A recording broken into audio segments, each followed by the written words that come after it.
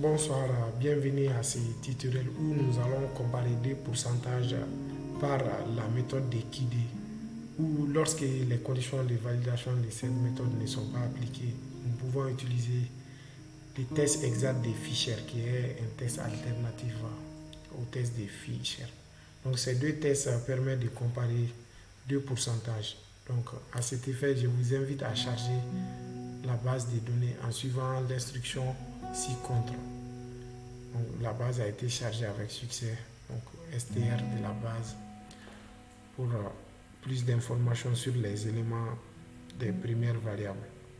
Donc nous allons comparer les pourcentages de la variable showing date and variety.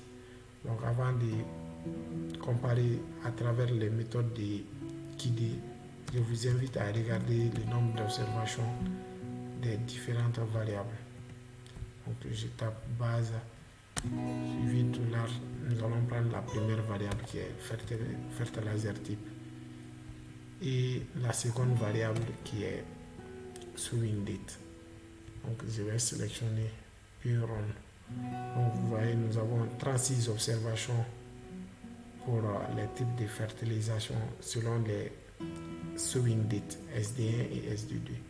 Donc pour comparer deux pourcentages selon les conditions de validité de QD, il faut que les observations soient différentes. Puis il faut 5 observations par modalité. Or, dans nos cas, si nous avons 36, donc les conditions répondent à l'utilisation du test de QD. Donc, je vais taper la commande TISC.test suivi du nom de la base qui est base 1 et $ de la variable de la première variable qui est fertilizer type virgule. Je vais retaper le nom de la base suivi du nom de la seconde variable. Je vais sélectionner puis run. Donc vous voyez, notre p-value n'est pas significatif. Donc ça montre que les types de fertilisation, il n'y a pas de différence significative entre les types de fertilisation selon les dates de semis qui sont SD1 et SD2. Donc, nous venons tout juste d'utiliser les tests de QD où les échantillons les nombres d'observations doivent être indépendantes et puis il faut au minimum 5 observations par modalité. Donc, la condition est vérifiée. Mais au cas où cette condition de validité n'était pas vérifiée, il y a un test alternatif de comparaison des moyennes.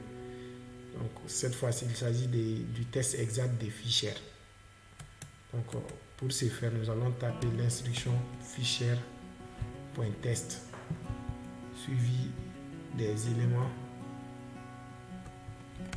des instructions de nos variables où je vais copier-coller. Donc, vous voyez, je vais sélectionner puis run.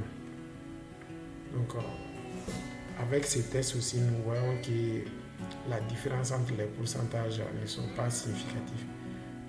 Mais il est important de connaître ce test qui est un alternatif au test de QD lorsque les conditions de validité de ces derniers n'est pas vérifiées.